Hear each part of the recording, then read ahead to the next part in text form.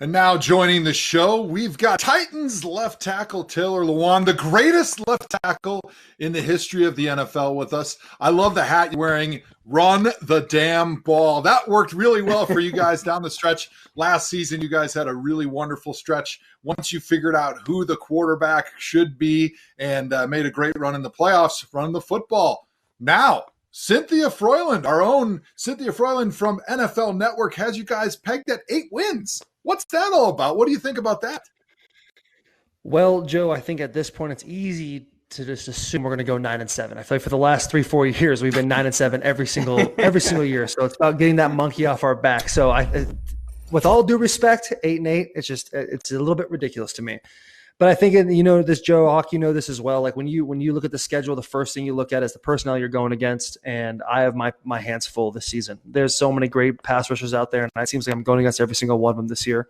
But obviously that week one, that's going to set the tone for the rest of the week. Last time we were in Denver, we got shut out, and that's always an embarrassing thing. And I think that's when a big change in our team happened. Obviously, everyone knows about the quarterback change, and all love to Marcus. Mm-hmm. And, it's just one of those things where that was the turning point for us, and hopefully we can get the season started the way we finished. You talked about the last time you guys were in Denver. You did not have the greatest outing. How much will Coach Vrabel use that as a motivating factor early on in the season to get you guys fired up for that first week of the season for a little redemption, even though it is a year apart?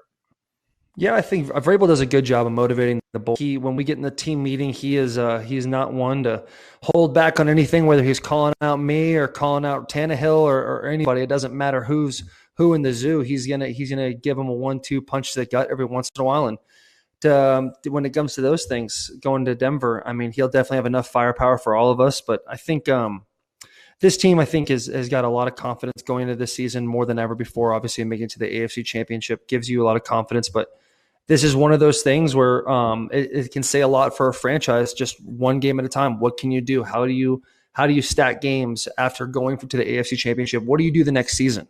So that I think that's the thing we should all be focused on. And you can never look past another team. The Denver Broncos are there. They handled us with ease last year. Von Miller, one of the best pass rushers to ever play the game.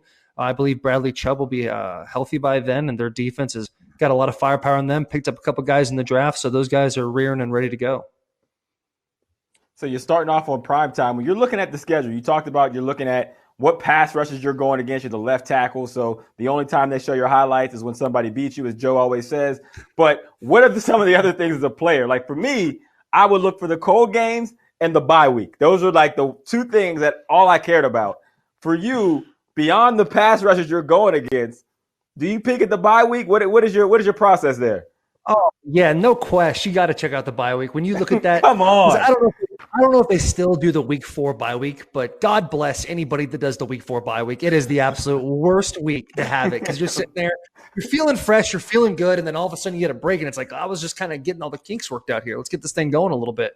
I think week 7 is our bye, correct? I don't need you guys to answer. There's too much of a lag here anyway. I believe week 7 is our bye, and it is solid. I think it's a good time. 7, 8, 9, that middle of the season type feel is a great point to have the bye week. But yeah, man, as far as looking into the winter games or the cold games, you know what? I've been to Lambeau Field during a preseason game. There's so much rich history there. A place like that in week 16, how cool is that going to be? I went to the University of Michigan, handled Wisconsin Badgers the entire time we were there. That's actually a complete lie. We lost every single time we played them. But went in there and never played in a snow game. Never played in a snow game in my entire life. And so hopefully that'll be just pouring down, kind of like, what was it, the Colts and the Bills a couple of years ago? Unbelievable stuff. So I like to see that and see if we can get the big back Derrick Henry going then.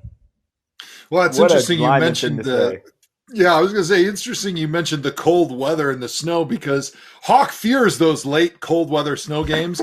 But as a lineman, we're actually looking forward to it because we're already going against guys that are faster, quicker, better athletes than us. And so when things get snowy and cold, it actually levels the playing field a little bit. It brings the speed from the defensive lineman down to our level. So we're always thinking, hey, the more rain, the more cold, the more snow, the better. But one thing I want to ask you about is that Thursday night game, because that's a little bit of a mini bye week. a lot of coaches, when you play a Thursday game, they'll let you go off Friday, Saturday, Sunday, and then you come back Monday to work. So you get a little bit of mini bye week. Your Thursday night game this year is versus the Colts in week 10. What do you think about that bye week kind of in the second half towards the last third of the season? Well, I mean, when you play against the Colts, man, I mean, we've had, and I think in recent years we haven't done too hot against them. We've split a couple times. They've swept us a couple times, and so they've got Phillip Rivers coming in, who is just an unbelievable football player, has the most unique trash talk I've ever probably seen in my entire life. So you got to respect it, man, with the fricks and all that, and how the way he talks, the gosh darn it's, and it's beautiful. Yeah, you absolutely love it. DeForest Buckner, the guy they picked up from San Francisco. Unbelievable talent. Cannot wait to go against him, man. That guy is an absolute load. But Thursday night games, I mean, people say all the time, like wide receivers, quarterbacks, running backs, they live for those primetime games. Don't sleep on the boys now, all right? Those boys in blue, I've been called an attention guy before, and I think this is a perfect opportunity. I love the night games. I love those primetime games. I don't want to shy away from those things at all. It's a lot of fun, and can't wait to get that thing going. I love it. You got Phillip Rivers in the prime time. You talked about him coming to the division. Does it make you nervous at all? I know he's a great competitor. I know you want to look forward to playing him. That's a really good quarterback coming into a division that you're already playing against the likes of Deshaun Watson, and obviously you got Tannehill on your team. Does that get a little nerves in you a little bit? You understand you got to step it up a little bit. I think in the words of Mike Vrabel, I should just shut up and do my job. And so I'm not worried about what another quarterback is doing. I had to focus on the guy in front of me, block the guy in front of me, do your job the best of your abilities, get Derek Yards, get Ryan, keep him a clean jersey. And that's all we can worry about. Our defense is a very talented defense, and our coaches do an amazing job of teaching us what's coming, who to look out for, the skill set of each and every guy. I mean, sometimes we're in that meeting room with Vrabel for about 2.5 hours, it feels like, and he's going over everything. And then just to go to more meetings where they cover the same thing. So these coaches definitely make sure that we're dialed into everything going on. And I'm very excited for me, myself. Phillip Rivers, I have a lot of respect for the guy. I love him to death, but I'm not hitting him, blocking for him, any of that. So I'll let the boys on defense take care of him. I got the clean version of Taylor Lewan. I want the boys version. I want the boys, the hanging with the boys version. I want that version, Taylor. Give it to me. No, what do you? I mean, I know what you want. The boys. I think Vrabel did a great job of coming on Busting with the Boys. Shout out Busting with the Boys. Subscribe, rate 5 stars. Shout out Will Comp, still a free agent for all those teams out there that need just a try hard white guy. He's there. He's ready. A lot of teams are looking for that watching right now. Those guys are very rare. Very rare. He's a core 4 special teams guy, self-proclaimed 4.55. So you got to respect Will Compton, man. You got to respect him. Made it 8 years in the league. Probably should have only made it 1. And look at the guy; he's doing a great job. But as far as Mike Vrabel goes, unbelievable. He's a great trash talker. He's a good leader. He comes on the bus and says whatever he wants about cutting off certain parts of his body to win a championship. And so, once when that started happening, when we started buying into that whole thing, we started to do a lot better. So I expect Mike Vrabel to come on Busting with the Boys very soon and to start talking about which appendage is coming off next. Now, Mike Vrabel was a difficult opponent. I played against him a few times throughout my career. And actually, you need to ask him about this because I'm wondering how dirty he is as a head coach. When I was a rookie, we went into New England and we were down by like 10. Fourth quarter, we're driving down the field, trying to cut it to a 1-score game. And we line up to spike the football. And we're at like the 20-yard line. And as everybody knows, when you spike the football, you kind of get up and make sure the ball gets spiked. And then once you see that the ball has been spiked, everyone kind of like looks around and like, okay, we'll get back to the huddle. Well, not Mike Vrabel, not dirty Mike Vrabel, because what he goes for on the spike is he actually tries to take out my knees. And it turned into a full-on brawl. My left guard, Eric Steinbach, tried to give him a suplex, and there was flags that went everywhere. And he acted real indignant, like he wasn't the one that started. And so I'm wondering if he ever starts any dirty fights in practice or in meetings, whether it be with the offense or the other coaches, or if there's any light that you can share. Maybe he's a little bit of a different, kinder, gentler Mike Vrabel now that he's the head coach. Well, Joe, first off, in the beginning of this segment, I wanted to say something about you calling me the greatest left tackle of all time, which we all know is a big fat lie, but I do appreciate that. I'm sure in your first year, you were going for one of your 10 Pro Bowls, so I'm sure you weren't too worried about that at the time. I wrote that in the going script. In Hall of Fame career, feeling it out. Yeah, you're probably just reading off a script. I will say that Vrabel, I don't know if he's as gutty as he used to be, as grimy as the boy used to be, but hey, the guy gets in there. He gets after it. You see him wearing that stupid pad all the time, and I call it stupid out of love, but that thing is ridiculous the way he's getting in there with Jeffrey Simmons and the boys, catching elbows. He's just trying to live the dream, just like we all are, just like we're all going to try to do when we're done playing. We're going to wrestle with our kids, talk about the glory days and what we used to do. Vrabel just took it one step further, and he's fighting 20 to 35-year-olds. So all respect to that guy. What do you think about that sci-fi movie that he was filming during the draft in his house with all those weirdos that were in that draft room? I actually sent him a text. Same wavelength. Yeah. What was going on with that thing? I watched it. I had everybody and their mother text me a picture of it. But if you zoom into one corner, his son Tyler looks like he's sitting on the toilet during this whole thing. And it's like you do like a frame by frame. You zoom in, and it's just him on his phone looking like he's on the toilet. So I sent that to him, gave him a good time. That's one cool thing about Braves is, he's a player's coach. He likes to laugh. As far as the guy in the Frozen outfit or whatever that is running around, that's just them having a good time, making the best out of a unique situation. You can tell right now, I mean, we should all be in studio together talking, or you two should at least be in studio. It's very much a unique time we're in. And I hope when the schedule come out, the biggest thing for me was that we could have everything. What are you trying to show me, Joe? What are you trying to show me? You don't think I'm in studio right now? This is the studio. Yes. NFL Network. Is that a Sharpie shield? A custom NFL Network backdrop for my studio. Look at that.